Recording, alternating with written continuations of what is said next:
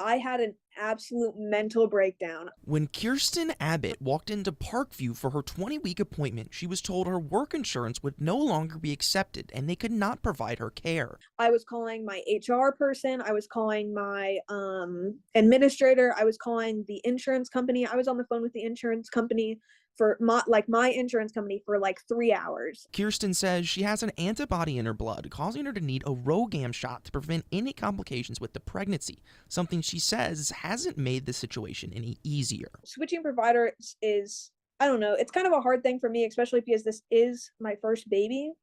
So, I mean, I'm just switching everything like right in the middle of my pregnancy. Parkview provided us with a statement saying, quote, last year, Parkview announced a phased approach to stop scheduling care for patients with health coverage that does not include Parkview as a network or contracted provider.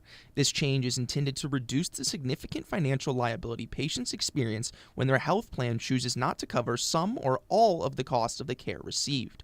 Parkview is open to negotiating with health plans to become a contracted provider.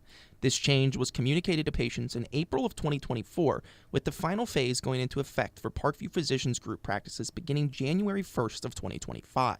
But Kirsten wasn't pregnant in April and says no one ever told her. They were not communicated.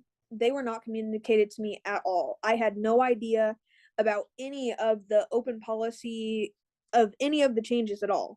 I did not know until I walked in for my 20-week appointment to Parkview. Kirsten is also upset that they have to get a new doctor because she says her and her husband really liked the doctor they had. Whenever you first pick out your doctor to, handle all of your pregnancy stuff, and then you're expecting that doctor to be able to deliver you, and then I go in the middle of my pregnancy and they tell me that they can't give me care.